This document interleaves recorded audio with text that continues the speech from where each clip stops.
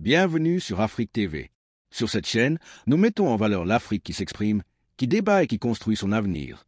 Chaque jour, vous retrouverez des discours marquants, des débats passionnants et des analyses percutantes pour mieux comprendre les grands enjeux politiques du continent. Afrique TV, ce n'est pas seulement de l'information, c'est une immersion au cœur de l'actualité africaine. Les voix qui comptent, les décisions qui impactent et les idées qui transforment. Alors, si tu veux rester informé à la réalité de l'Afrique qui bouge, je t'invite à t'abonner et à activer la cloche de notification pour ne rien manquer. Afrique TV, la chaîne qui met en lumière l'Afrique qui pense, qui agit et qui décide. Comme je disais à l'entame, sur quel indicateur vous appuyez pour dire si l'opposition se met ensemble, ils ont de réelles chances de prendre le pouvoir le 25 octobre? Sur la base de ce que les élections même sont. Aucune élection n'est gagnée d'avance. Voilà, c'est une somme de variables. Personne ne peut jamais dire avant une élection qu'il a déjà remporté les élections. Et ce que je dis n'est rien d'autre qu'en dehors du champ politique. C'est ça qu'il faut. La politique a ceci de particulier, qu'il y a des imprévus dont il faut tenir compte. Il y a de l'inconnu dont il faut tenir compte.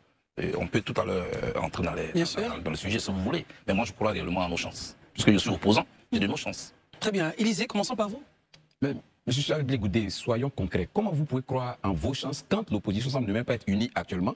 Parce que jusque-là, ceux qui ont été retenus attendent certainement que ceux qui n'ont pas été retenus puissent lancer des appels en leur faveur, ce qui n'est toujours pas fait. Mais quand on essaie plus ou moins de regarder un peu dans le microcosme politique, surtout sur la toile, on se rend compte qu'au lieu plutôt d'aller en rang serré, les partisans des différents leaders sont à couteau tiré, notamment ceux qui sont des candidats qui n'ont pas été retenus et ceux-là qui sont des candidats retenus. Est-ce qu'avec un tel environnement, ce que vous dites là est crédible? Monsieur Élisée, je vous décevoir. Sans toutefois négliger le poids de la toile, les élections ne se passent pas sur la toile. Pourquoi vous mentionnez le point de la toile? Non, il a dit avec ce qui s'est passé sur la toile. C'est lui qui le dit. Il a dit avec ce qui s'est passé sur la toile. Je le prends au mot. C'est ça. Les élections ne se passent pas sur la toile, c'est dans les urnes. Je prends juste un exemple et je vais encore revenir sur le Sénégal. Les dernières élections au Sénégal, c'est seulement le parti au pouvoir qui avait un seul candidat. L'opposition en avait 16. Ce n'est pas le parti au pouvoir on confond beaucoup de choses ici. Et quand l'opposition n'est pas unie, elle ne peut pas gagner les élections. Moi, je veux bien que l'opposition s'unisse et on va y travailler. Je ne le rejette pas. Moi-même, j'ai appelé ce matin au rassemblement. Et il ne suffit pas d'appeler au rassemblement, il faut y travailler. Et je vais y travailler. On sort d'une longue crise. Et la crise nous a dispersés tous. Chacun était impacté par l'environnement dans lequel il a atterri. Nous sommes revenus. Chacun pense pouvoir avancer sans l'autre. Mais moi, je dis ce matin, l'un n'est plus aux polémiques, l'un n'est plus aux accusations mutuelles. Il faut aller au rassemblement pour qu'on puisse gagner. Nous avons une partie des nôtres dont les candidatures ont été rejetées. Et il y en a d'autres dont les candidatures ont été retenues. Ceux dont les candidatures ont été rejetées, ce matin, je l'ai bien dit, je ne peux pas me réjouir de ce que ces candidatures ont été rejetées. Moi-même, ma candidature et son dossier n'ont même pas pu traverser la porte de la CPI. Ma candidature a trouvé la CEI. Ma candidature a trouvé une sépulture devant la CEI. Voilà, je n'ai même pas arrivé. Elle est morte avant le temps. Mais elle est bien morte avant le temps. J'ai fait une requête devant la commission locale à Dibéroua, sur laquelle je suis inscrit. Ensuite, je suis allé à la CEI nationale, mes requêtes ont été rejetées. Je suis allé ensuite devant les tribunaux de Gagnois, parce que c'est de ce département-là que je suis. Ma requête n'a pas été entendue. J'attendais une décision politique qui n'est pas venue. Je suis réaliste. À côté de moi, il y a Simone Gbagbo qui est candidate. Elle est de l'opposition. Il y a le ministre Domelo qui est candidat. Je le connais. Il y a Jean-Luc Billon qui est candidat. Je veux dire, ce ne sont pas des gens qui viennent de Jupiter. On les connaît, on connaît leur vécu, on connaît leur expérience. Certains estiment qu'ils n'ont pas de poids vis-à-vis d'autres candidats à l'AJP. Qui a la machine qui pèse? Qui a les indicateurs pour qu'on dise celui-là il pèse ou celui-là il ne pèse pas? Vous voyez, ça, cette manière de rabaisser les autres, ce n'est pas bien. Mais bon, ça fait partie du jeu politique. Nous allons nous battre pour qu'on puisse créer l'union autour de ceux qui veulent bien. Et puis on va battre campagne. Herman? M. Charles Goudé, vous parlez d'inviter un appel au rassemblement. On l'a vu un peu dans votre intervention ce matin, de toute opposition. Est-ce que vous, dans cette opposition dont vous parlez, vous considérez le GPS de Guillaume Soro comme une opposition? Je ne veux pas analyser la question sous le prisme d'appareils politiques. Nous avons aujourd'hui des personnalités de l'opposition dont les candidatures ont été retenues. Nous les connaissons très bien. Est-ce que ces personnes, nous connaissons leur vécu politique?